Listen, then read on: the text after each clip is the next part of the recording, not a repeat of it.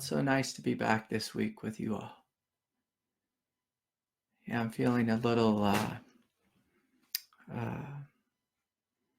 lot of energy moving through my body because right now could be the last game of the Stanley Cup. Something that is not a big deal. Sports is this silly thing where we give ourselves permission, to step into a communal illusion. And I'm not normally a sports kind of guy. I like to play sports, but not watch them.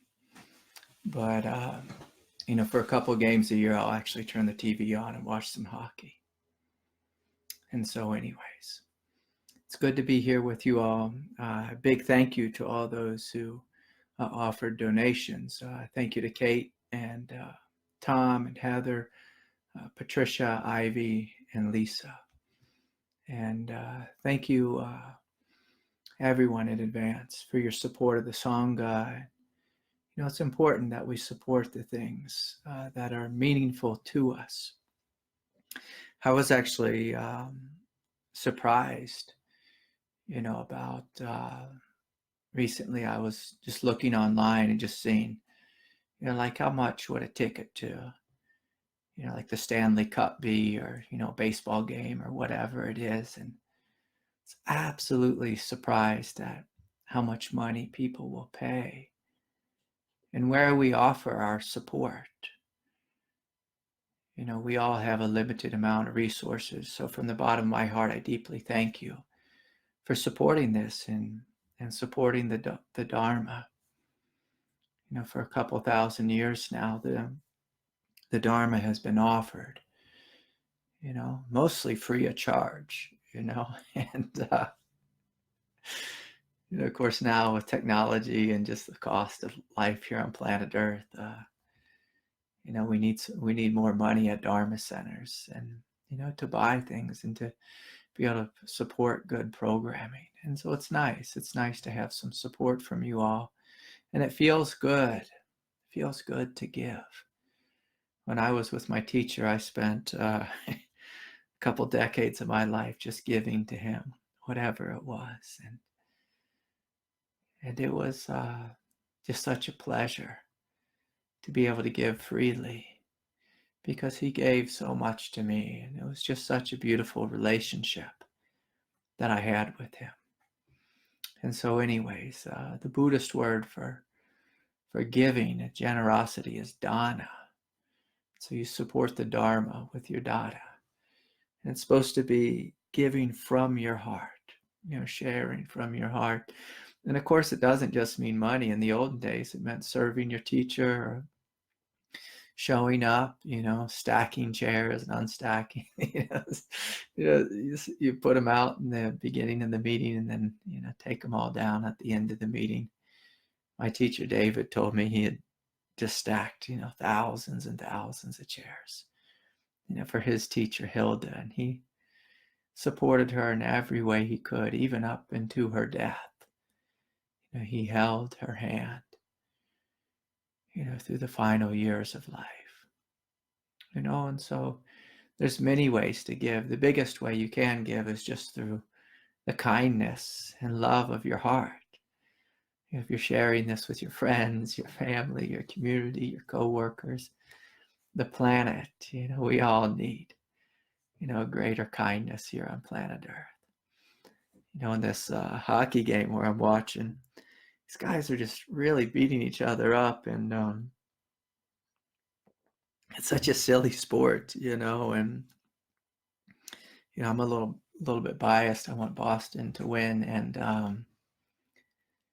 it just, I was just watching the Blues play, and they just kept hitting the Boston players, just knocking the crap out of them, and just like, geez, you guys could probably play in a way where we're not hurting each other. And we all need this on planet Earth. We need greater kindness, greater love, especially in this collective dream. Sports is like a silly way to watch a collective dream, but all of life is like this grand play. We take things, way too seriously that we don't need to take so seriously. Sometimes someone cuts us off in traffic and, we're ready to run them off the road or whatever it is. It's a silly thing when we take the ego too seriously. So anyways, it's good to see you all. And, I want to thank you all for coming. One more announcement. I have a retreat coming up in July 18th through the 21st. It's a Thursday through a Sunday. It's in Durango, Colorado. So please join us if you feel called in your heart. And, if you feel like you need a scholarship, just send me an email. And if you have any financial thing going on, I'd rather you come, and pay less than not come at all. So please join us if you feel called. I was speaking with someone the other day about their time on retreat, and they had all these, wonderful realizations. And we want what happens on retreat, to continue in our life. That's the reason we go deep, is we want to start to open up to some new worlds, new realms of our own divinity, and bring this forward in our everyday life. Most of us, we don't have the opportunity to become a monk or a nun, or, to take a couple of years off, our busy lives, and just dive deep into the world of meditation and spirituality. But the beautiful thing about retreat, and especially doing retreat, often, I like to do like a retreat every season, because it gives us an opportunity just to stop everything, stop that intense flow of mind, the intense flow of ego and samsara, and just drop into the depth of our being. And as we realize something great, to bring that depth of being into our everyday lives, to our work and our family, our relationships, to bring it to ourselves. So many of us struggle with a strong internal critic, or, a violent voice inside, or, a rebel, or a skeptic, or whatever it is. And the beautiful thing about retreat is it gives us like a really good opportunity to actually like put a crowbar in there between us and our skeptic, or us and the rebel, and just kind of push him or her, give him a little nudge, but a nudge in the right direction. If you sit deeply with a skeptic, what you'll find is, buried in the truth of the skeptic, is a seed of discernment. And so then we water the seed of discernment, and then we stop watering the seed of skepticism. Same thing with the rebel, as we water, if we look at what the rebel is, like that's an egoic manifestation, something divine. And the rebel's a manifestation of, it's like a lesser form of being a spiritual warrior. And so we look inside and we begin to see this, that, all of our, egoic qualities, they have a corresponding upgrade to them. They have a seed of truth in them. And so we're watering the seed of truth and not watering, pulling out the weeds by the root, the things that aren't so helpful. So anyways, so if anyone has a question, I'll just look at the chat here and see. I'd be happy to answer some questions. I have a couple here, and I'll just take a moment and to read through this. But if there's something on your mind, please bring it forward. If you're meeting via Zoom, just let me know, and we can release the mic to you. And if you're on Facebook, you can leave a question in the chat. Yeah. Okay, so here's the first question is from Sarah. She writes, Craig, I know my ego has had some moments when it is so powerful that I feel like my head is exploding. I fear this ego in the moments when it gathers huge amounts of energy. I have no spiritual friends or guides. I'm looking for some support on the path. Yeah. Yeah, and so, this is what's called the wheel of samsara. The wheel of samsara is when we step into our egoic nature unconsciously. And, the wheel, it starts moving faster and faster and faster. When it starts to, start running really quickly, we can be deeply lost. There's been times in my life when I've met people who were deeply deluded, either with mental illness or drug abuse or alcohol addiction. I can look into my own life and remember times when, my big thing was guilt, when I was deeply deluded by the pressure, the heaviness, the weight of guilt. Guilt was like this heavy blanket that was laid over my consciousness, and it was so hard for me to see clearly, to be able to think clearly, to be able to discern what's the truth here. In fact, there was times, with the guilt where I saw the truth and I started to walk in the direction of it. But because, the grip of guilt was just so heavy, I didn't get very far. I didn't make much progress. And so there are times when it feels like our head is exploding with thoughts. Our chest is exploding with emotions. I've met a lot of people, who suffered with addictions or trauma or jealousy, and they were either exploding or imploding. I think exploding might actually be better, because then the energy is oftentimes at least moving out of you. But imploding, it's like falling down into this dark well. And you're just tripping over yourself, and it's almost like drowning in heaviness and pain and confusion. So Sarah, I encourage you, if your head is exploding, let the energy move. If the energy is moving, if it's emptying out of you, this is a good thing.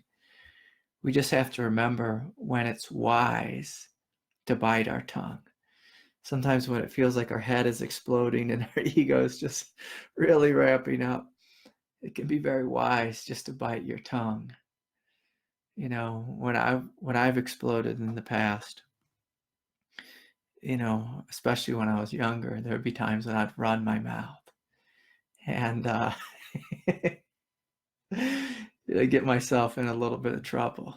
I always felt like I had some angels on my shoulder, because they saved me from, a lot of great difficulty, a lot of close calls. But, I had to learn at some point, can I let the energy explode and empty out, but at the same time bite my tongue?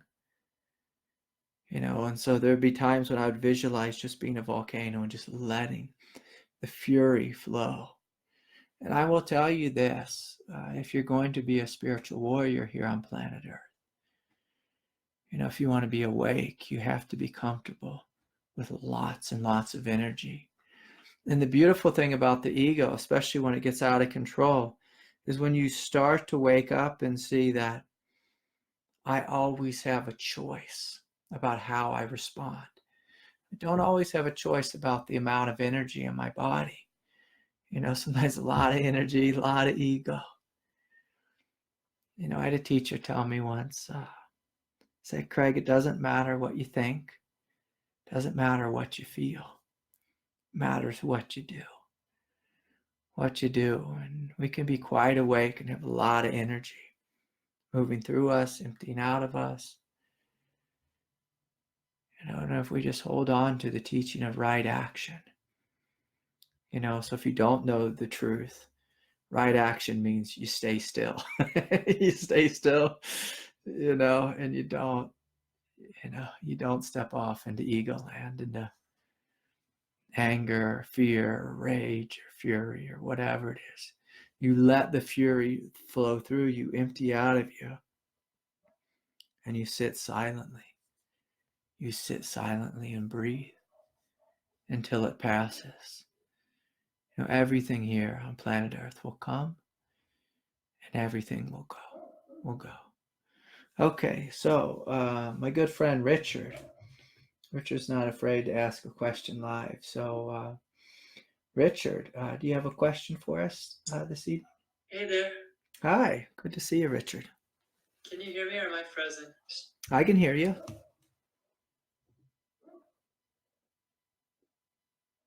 I can hear you. Can you hear me, Richard?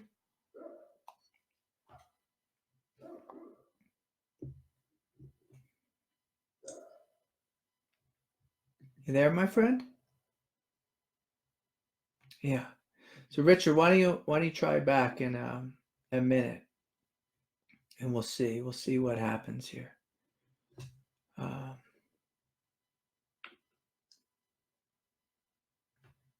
We'll see what happens. Let's see. I think I might have lost these guys. Let's try again.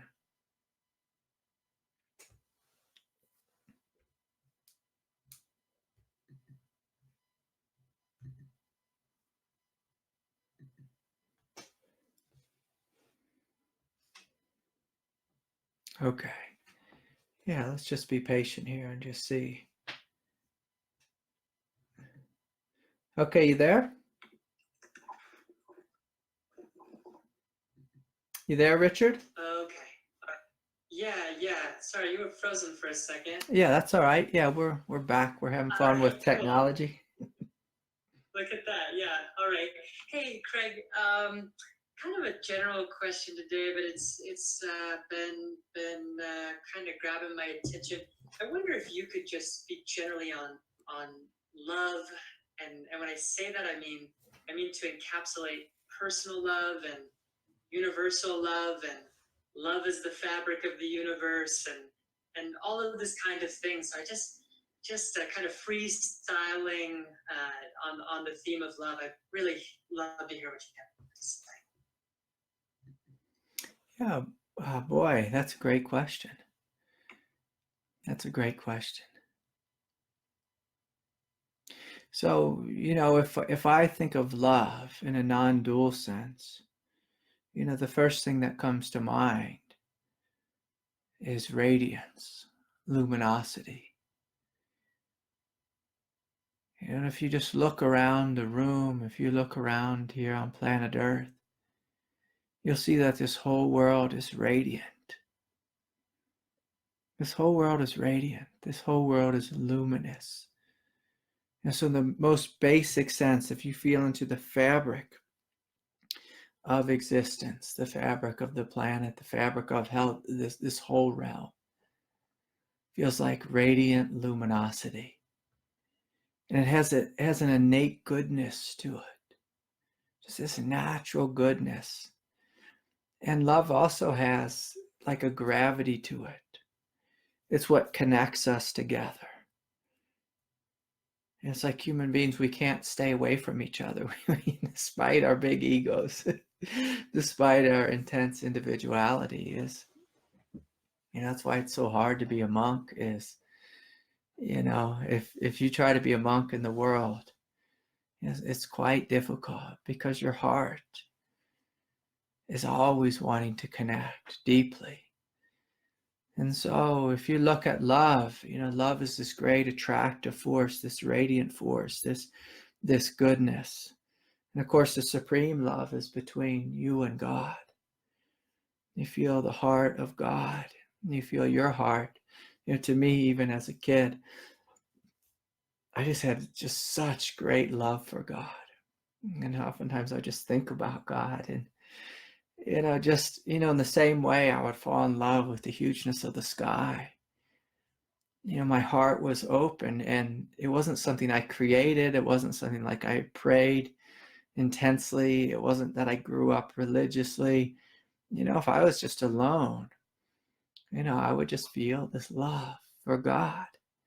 I walked into church, I felt a love for God. I looked at the beautiful mountains, and I just felt this love for God. So we are wired to love. It's irresistible. We can't stop it. And so by the fabric of the universe, just like gravity is, one of the natural laws of the universe, if you just notice, like our heart and other hearts come together, and if you ever notice like yourself really angry at someone, what you'll find is even your ego, which is, it tends to be inherently divisive, will search for a way to come back to love, come back to forgiveness. If we have a real habitual ego and it's real stubborn, it may be angry for a long time, but it's like literally our physical body is wired to be in a state of love. When you are in direct contact with love and truth, you feel wonderful. When you are in contact with division, anger, whatever it is, hatred, you feel like a bag of rocks. And so, when there was this, this teaching in the Bible, you were made in the image and likeness of God. God is love, this huge force of radiant, luminous creation. And we too are made up of that force. If you just close your eyes and feel into your heart, you feel this innate goodness. If you don't feel goodness in your heart, it's because there's trauma on top. There's old pain. But if you look deeper than the trauma, you'll find this innate goodness. And so it's just this beautiful path. And it's interesting because there's some people who teach a path that really focuses on spaciousness and peace and emptiness. That's kind of the teachings of Buddhism. But if there's no love there, eventually that path will feel kind of dried up. It'll feel kind of dead. And your heart will start to just say, there must be more. But the beautiful thing about when you fall in love, with God, with life, with the universe, with, the absolute, it's the only time where you feel satiated.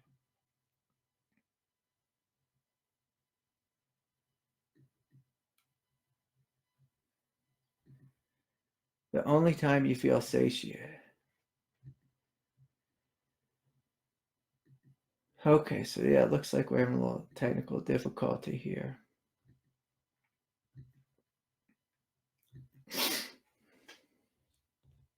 And let's see if we can get everyone back online again.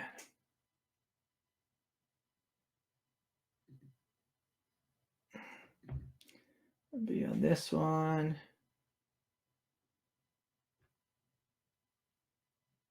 Let me see. Let's say everyone just give me a minute here. Thank you, 67. I apologize.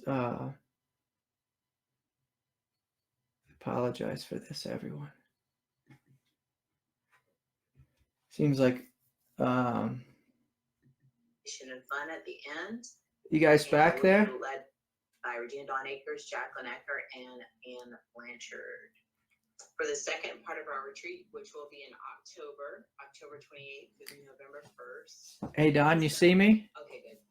All right, take it away, Craig. Yeah, I apologize. I'm not sure what's going on there. I seem to be losing connection here a little bit, but anyways. You're muted. Okay, now can y'all hear me? Yeah, good. I apologize. I'm not sure what's going on here, but we'll see. We'll see if we can get this thing working again. So, basically, Richard, what I was saying is this is it's a beautiful topic. For us to always make sure that our path has some deep connection with love. If it does not, you'll feel as if you're missing something great, and you will feel absolutely like you're missing out. But when you open your heart to love and give yourself permission to fully open to the truth of love, to the direct experience of love, it's the only time when you actually feel deeply and totally complete in an existential way, in an absolute way.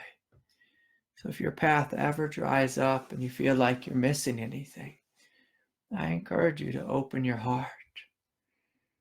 Open your heart fully and see what comes.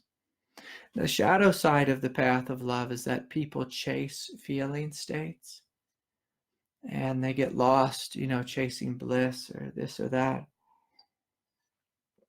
But true bliss is a connection to like a deep and profound contentment, deep and profound contentment. And so if you feel into love, like emotional love is, really can be overwhelming, really exciting, but true love is very quiet. It just feels like the most nurturing experience. And we all need this. We all need this. If we don't, oftentimes we'll find ourselves in a very shadowy place. And by that, I mean, we'll be stuck in a place where,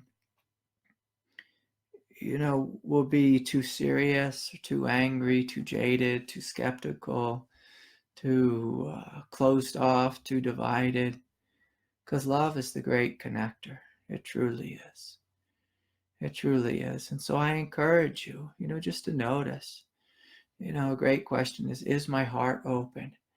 And am I experiencing an intimacy with life, a oneness with life, a unification with life?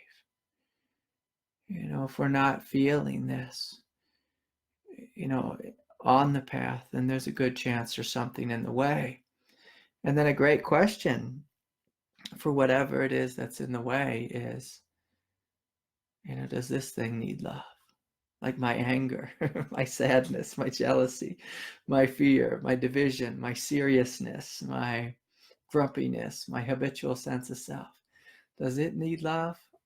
There's a good chance it does. Almost, I can't think of anything that cannot be healed, through love. And so anyways, that's a great question. And okay, so if anyone else has another question, you're welcome to bring it forward. And then here's another question I have. Let's see what this one says here.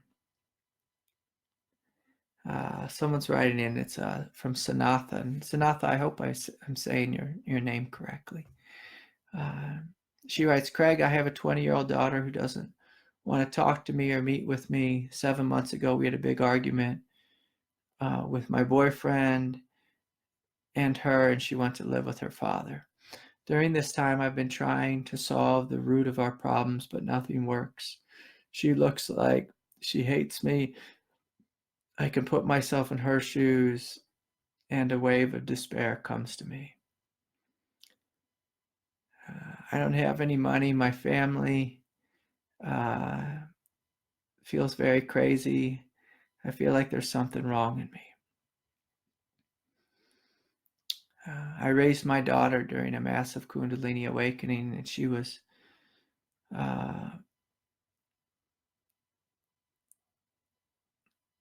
it just seemed like it was a really hard time for us. I had a hard time being functional and to show her my love. In our argument, she told me, "Who are you? I don't know who you are." And I really didn't know how to answer. Okay. So Natha, let's see if I can take a stab at this. When we have a question that's really deep like this and very personal, I encourage you, to consider, scheduling a session with me so that we can spend a little bit more time going deeply. But, one of the things that happens, I can say this, one of the things that happens on the path, especially, in our deep relationships, is most of us, if we have a deep relationship with a lover, husband, wife, son, daughter, parent, whatever it is, we have a soul contract with these individuals. We have a soul contract. And, contracts can be really difficult. What happens in soul contracts is there are opportunities for us to grow deeply. There are opportunities for the people in the contract with us to grow deeply as well. And so, when we come to planet Earth, most of us try our best. And unfortunately, especially as a parent, there's a lot of failure as a parent. Being a parent is one of those jobs where, in a real sense, you can end up being a punching bag, for your kids. And so you have your own path. And like you said, you were going through kundalini awakening. And when we're going through an awakening and it's very overwhelming and intense, sometimes we don't show up fully, or we don't know how to show up fully, or we're overwhelmed. And whether it's kundalini or we're struggling with an addiction, I'm going to tell you, your job with your kids is to show up and be your best, do your best. Compassion means that we understand what they are going through. We're willing to step into their shoes. And I think you wrote that you stepped into her shoes. The fact that you can do this shows that you care, that your heart is big. But sometimes as a parent, we just fail. We try to do our best. And we fail, and then the people who we love the most, our children, they blame us. Hell, I have, a son who's like 21, and he won't talk to me. I have an 18-year-old daughter. She's going off to college, and I think she's really excited to go off to college. And it's difficult sometimes. But I've made this commitment to these two that I'm just going to keep loving them no matter what. No matter what. With my son, he's adopted, and his real father disappeared. His biological father disappeared. And maybe he's angry about that. Maybe he's angry that I wasn't him.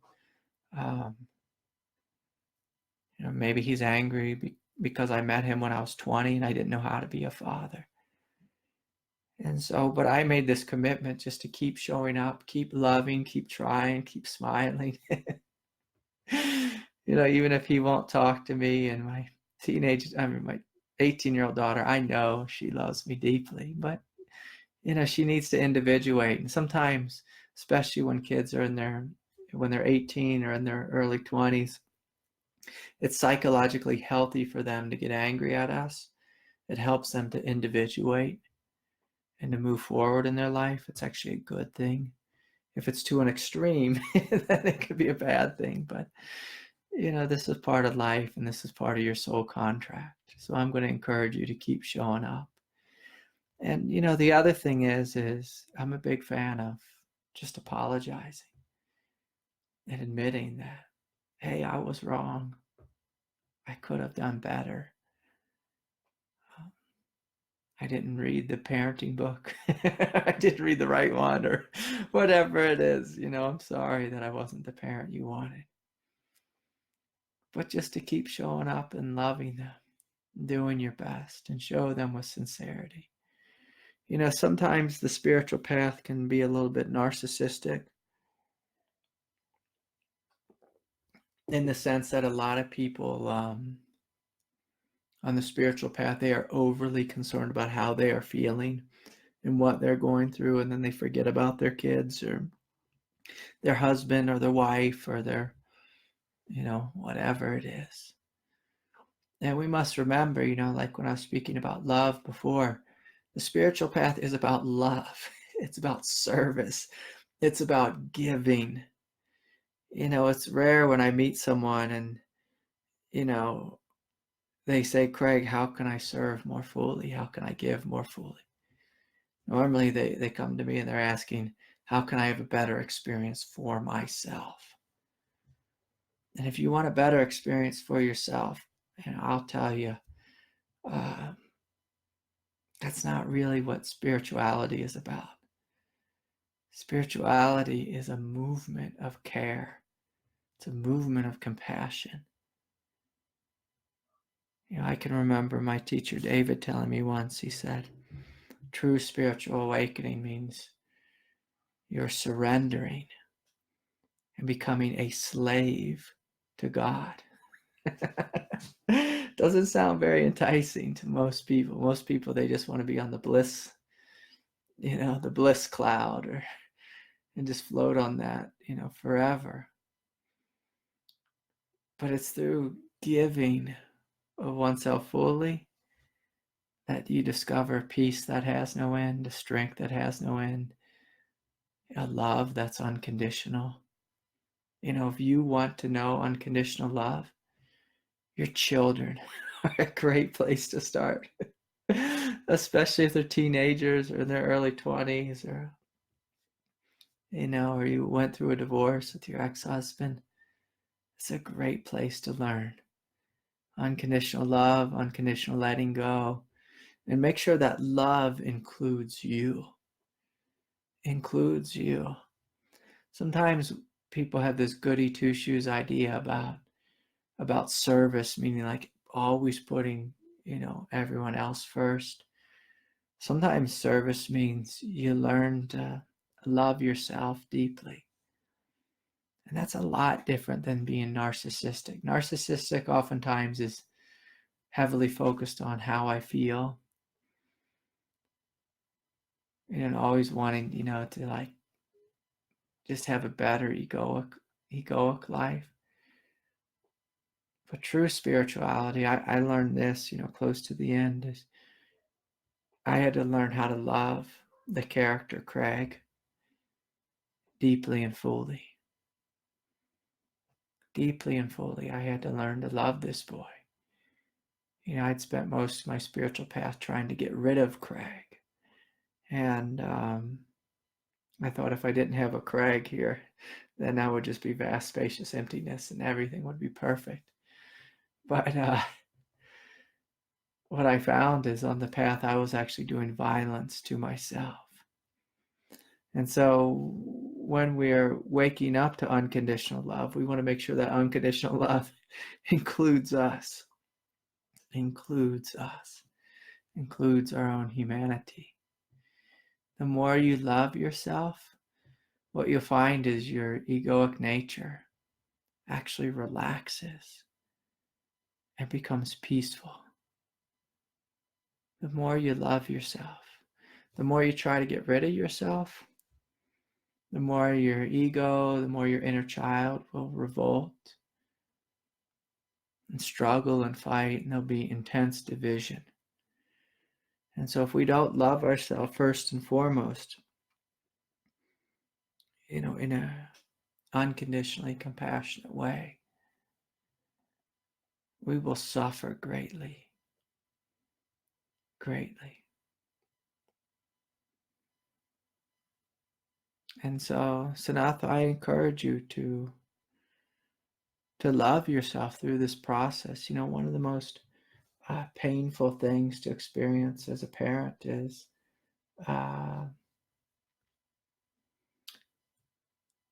when your kids, look at you and say something like, I hate you. I'm laughing because I've heard that before, in one form or another. And it really breaks your heart, but each time, I don't know if I heard that too often, but I heard it in one form or another at different times. And, as a parent and also as, just someone on the path of spirituality, you have to look at what's happening in the other individual. When someone says to you, I hate you, what they're really communicating is, I'm suffering greatly. That's what they're really communicating is, I'm suffering greatly. I encourage you not to ingest the I hate you, but just rather hear, okay, my child is suffering. What do they need? They need love. They need love. And with your daughter communicating that she wants to live somewhere else, she's telling you, I need love and space. But I encourage you to give her some time and send her love. Pray for her. Pray for yourself. Pray for the relationship to come together and heal and heal. You know, one of the things about contracts is a lot of times they'll go on for many years. And the beginning of the contract may be really rough and dramatic and lots of anger and emotions. The end of the contract may be quite beautiful. You know, when I was a young father and with my daughter Amaya, I had a friend who was an astrologer, and she's like, oh, I'll read your chart with your daughter. And I said, okay. And the astrologer said, oh, you know, the first 10, 11 years are going to be great. And then as soon as she gets to being a teenager, she's just going to intensely revolt against you. And I always thought, oh, that's not true. You know, my daughter loves me so much, so much. And I never raised my voice to my daughter, you know, my daughter Amaya, until she was 11 or 12. I mean, not once. I never even had to discipline her. We were just like two peas in a pod. It was so simple, but, you know, that second part of the contract kicked in. And boy, the astrologer was absolutely right. And she gave me hell for the next 7 years. And now she started to come around and, you know, loosen up a little bit and be gentle with me. And I know at the heart is love, but I also know that sometimes people need to work things out. And, you know, sometimes people need to use you as a punching bag. And I've been many people's punching bags. Taught me how to be really strong, and it also taught me how to set boundaries. And so anyways, so let's see here. It looks like, is it Kate? Kate, do you have a question?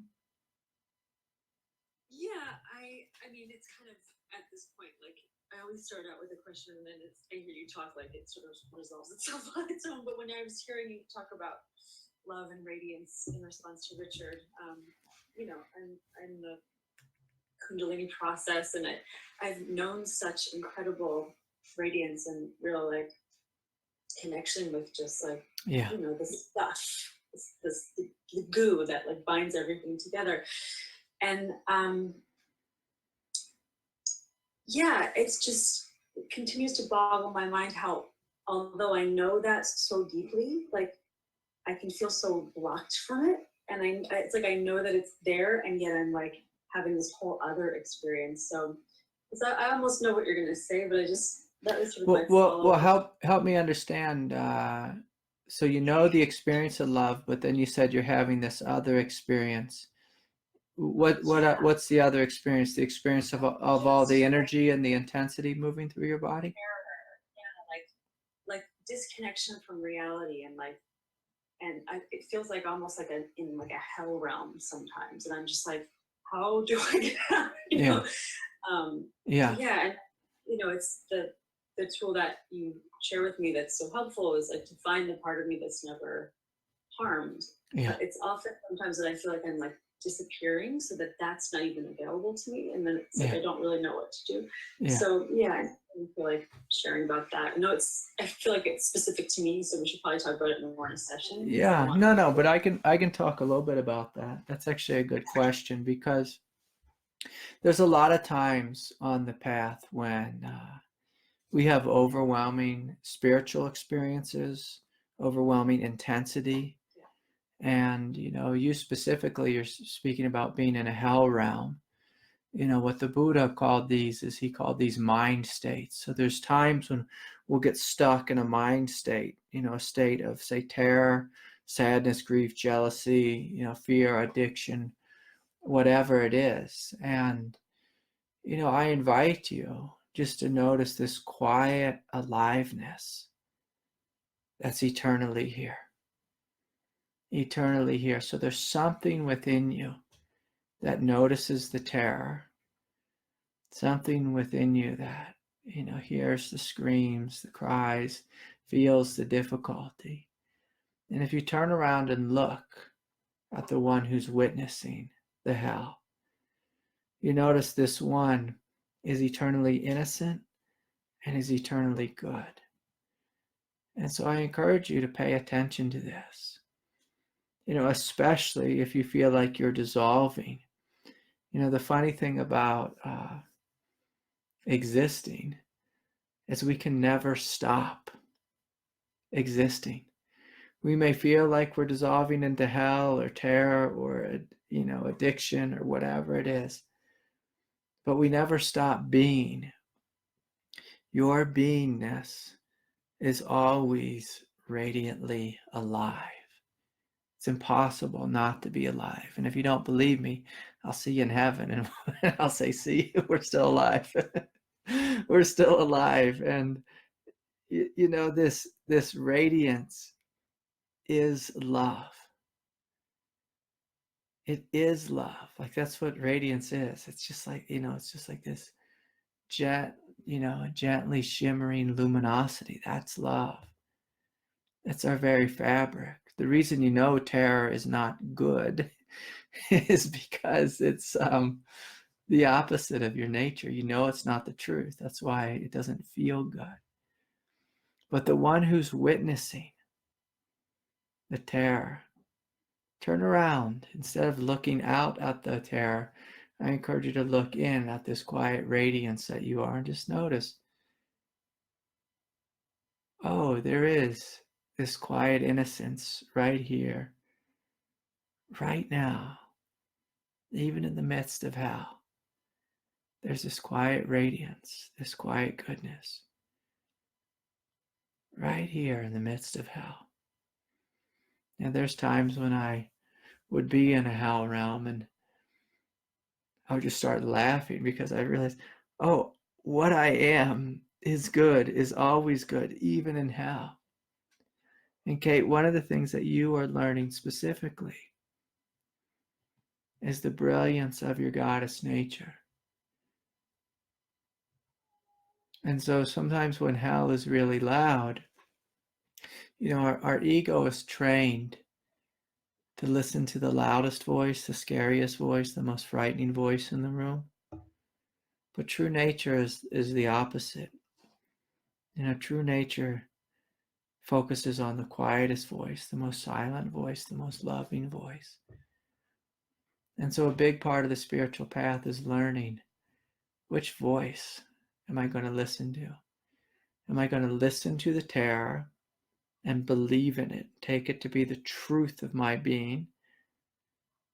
Or am I going to turn around and look inward at this quiet radiance of my own heart and say, oh no, this is the truth. This is reality. This is reality.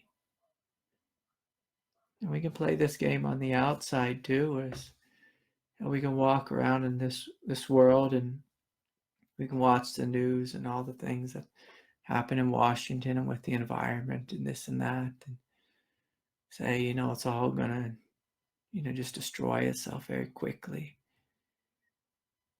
Or we can see the silent radiance and Craig, beauty. if you're still there, you're frozen. Breaking up. Yeah. Can you hear me? Can you hear me again? Can you hear me? Yes, now we can. Okay, good. Yeah. And yeah. And so sorry, I'll have to look into whatever it is. I might have to pray to the internet gods here to see if we can pull this off. But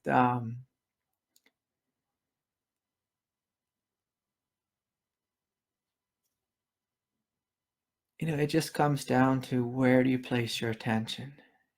When you place your attention on hell, hell grows. When you place your attention on your divinity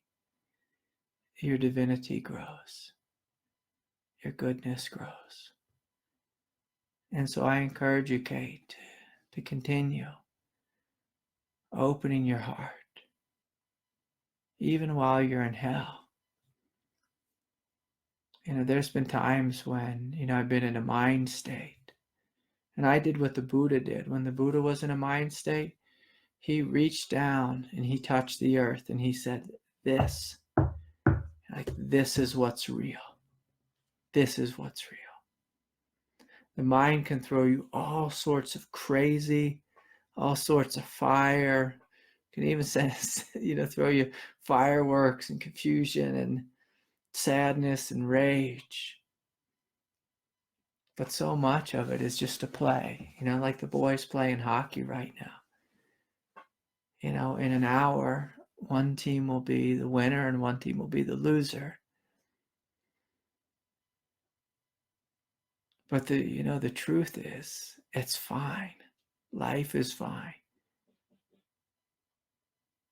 Life is fine. It doesn't mean anything. This hell realm of, fighting over a puck, to score a goal. It's silliness. It's an illusion. It's not the truth. It's just a game. And then when we find ourselves in hell, but we're not really in hell, and by that I mean, like, where are we?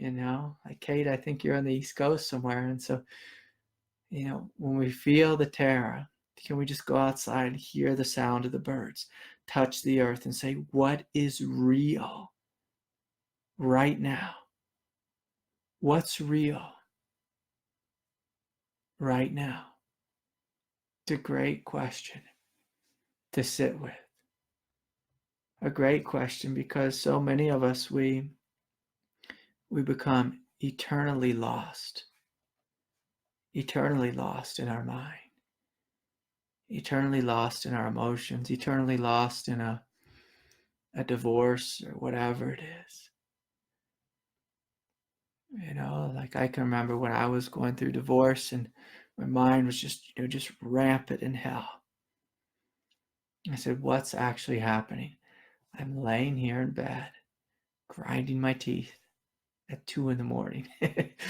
What's really happening, Craig? There's spaciousness here. There's peace here. Breathe. Relax. It's okay. It's okay if things don't work out, if a couple splits up. It's okay. This is the truth. It's okay. And so I would bring myself again and again into the present moment. There are so many times in my life when I had a broken heart. I fall in love way too easily. And so I've grown tremendously on the path, through having a broken heart. And when you have a broken heart, you're eternally, thinking about the past, thinking about the person you were with before and they left you or whatever it was. And you can just spend your whole life in this hell realm of your own creation. But you keep coming back to the present moment and just notice what is actually happening. I'm at the supermarket, but she's not here. It's like you're at the supermarket. Be at the supermarket. What's happening at the supermarket? It's spacious. It's peaceful. It's quiet. Look at all these vibrant colors of the vegetables. And so we come to the present moment. The present moment is so healing. So healing. And especially, if we're suffering with something really traumatic, we bring the trauma into the present moment. We bring that hell into the present moment and help and invite it to calm down in the peace that's here. But we have to acknowledge the peace. And a lot of people will say, well, I don't feel the peace. I just feel hell. So I invite you to see the peace. And by that, I mean very much like a Zen-like reality. Look everywhere and see peace. See that everywhere you look is nonviolence. I mean, unless you live in a war zone. But for 99.9% of us who aren't living in a war zone, if you just notice what is happening in this moment, not much. Some birds are chirping. There's spaciousness here. There's freedom here. There's this gentleness here. can you direct your attention to this and out of hell? Part of this, Kate, is for you to learn about your strength, that you have the choice to walk out of hell. To walk out of hell. In order to walk out of hell, we have to walk in the direction of heaven. And whether that's a Zen-like reality of nature, or you're sitting in bed and just laying there, feeling the silence. And just notice that this hell, it may feel real, but it's not. It's not. Now, for those of you who do live in an actual hell, I encourage you to use your physical feet and your bright mind to get yourself out of hell. To get yourself out of hell. So anyways, it's good to see you all. It's getting near the end of the hour. I want to thank everyone again for everyone offering donations. You can visit craigholiday.com if you want to offer a donation on the donate link there. Please and thank you. I want to invite you all again. Join us on retreat this coming July. That's coming up in a month here. There's plenty of room. It'll be a nice time for us to intimately go into all these things very deeply. And also a time just to relax and let go. And connect more fully with the Divine Mother, with your true nature. Discover what it means to be free here on planet Earth. So may peace be with y'all, and may y'all have a wonderful night. So good to be here with y'all. Thanks so much, and thanks for your patience with the technology. I'll see if I can get it sorted out. Okay, good night.